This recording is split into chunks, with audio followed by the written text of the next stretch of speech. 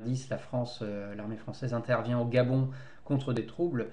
C'est des troubles contre la dictature, j'appelle pas ça des troubles, j'appelle ça un droit légitime aux manifestations dans un premier temps, peut-être à l'insurrection dans un deuxième temps, contre une dictature. Et en l'occurrence, en 1990, si la France a réprimé les troubles, c'était bien pour protéger le régime d'Omar Bongo. Alors, quel est le rôle réel de l'armée française au Rwanda? Alors, il y a eu d'abord, avant le génocide, la prise en main par les officiers français de l'armée rwandaise qui ont fait passer ses effectifs d'un peu moins de 5000 hommes à un peu plus de 35 000 hommes. Donc un rôle de formation, également de formation de ces unités d'élite comme la garde présidentielle, qui seront les fers de lance du génocide par la suite. Il y a fourniture d'armes également en grande quantité avant le génocide, et tout ça dans un contexte où on voit que la répétition des procédés qui permettront l'extermination des Tutsis sont en cours, puisque les premiers massacres ont eu lieu à plusieurs reprises dans les années 90 avant que soit mise en œuvre la solution finale.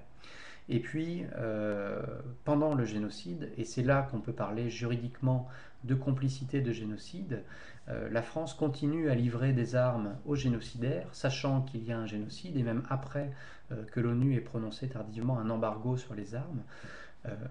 Cette dimension-là suffit d'un point de vue juridique à parler de complicité de génocide, mais ça n'est malheureusement pas tout, puisque très vraisemblablement, il y a maintenant un certain nombre de témoignages qui existent.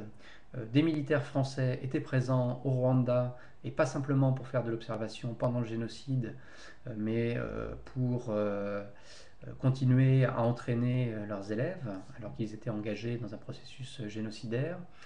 Et l'armée française se rend compte que l'armée génocidaire perd la bataille contre le FPR, elle vole à son secours en juin 1994 par l'opération Turquoise, qui lui permet de s'exfiltrer avec armes et bagages au Zaïre et de préparer la revanche. Bon, il y aurait bien d'autres choses à dire, mais pour aller vite, voilà l'essentiel de l'activité de l'armée française au Rwanda pendant le génocide, sachant que ça n'est qu'une dimension de la complicité de génocide, puisqu'il y a eu également complicité au plan politique, diplomatique, au plan médiatique et au plan financier de la part de certaines instances officielles ou officieuses en France. Alors, autre question. Les viols et les meurtres avérés des éléments du BIMA au Gabon n'en a jamais eu lieu à des poursuites. Peut-on dire qu'il y a impunité de l'armée française en Afrique?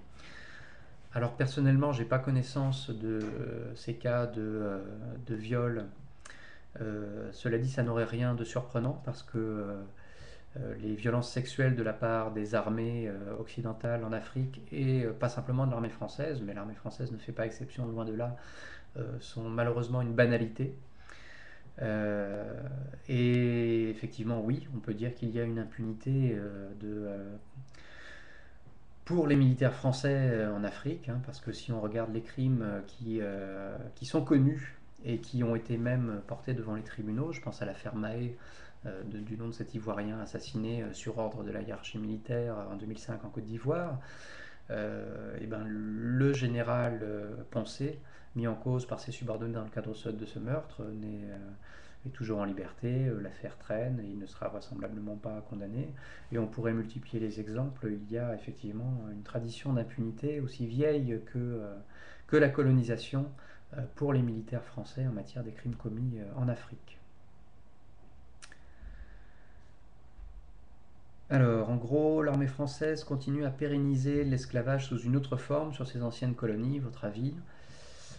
Oui, on peut dire ça comme ça si on veut, dans la mesure où effectivement la privation de droits politiques par des dictatures qui sont soutenues par l'armée française, la privation des droits sociaux euh, par des multinationales dont les intérêts sont défendus par l'armée française. Alors ça n'est pas le statut juridique exact de l'esclavage, mais effectivement si on regarde les conditions de vie d'un certain nombre de populations dans certaines régions des anciennes colonies de la France en Afrique, on n'est pas très loin effectivement de l'esclavage. Alors, les crimes du 28 septembre orchestrés en Guinée, manipulation française, ou est-ce la 10 selon vous? À ma connaissance, alors je ne sais pas si la responsabilité personnelle de Dadis Camara est engagée dans l'ordre de commettre le massacre. Euh, L'organisation Human Rights Watch affirme que oui.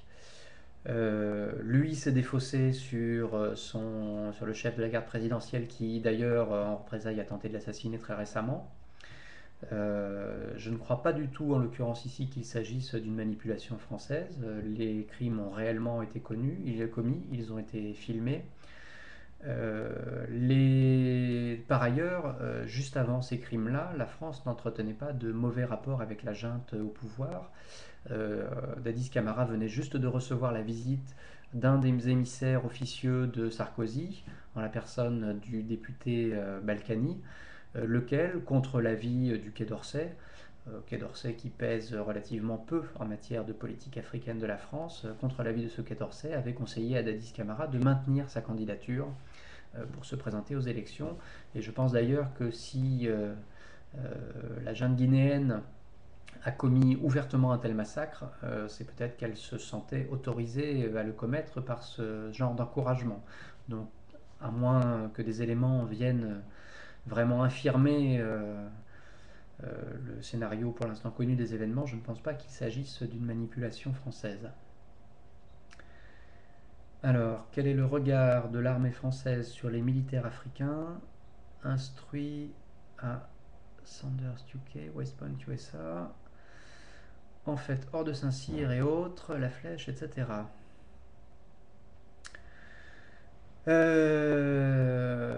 Alors, la formation des officiers africains par l'armée française est ouvertement revendiquée comme un instrument d'influence, parmi d'autres, mais comme un instrument d'influence important.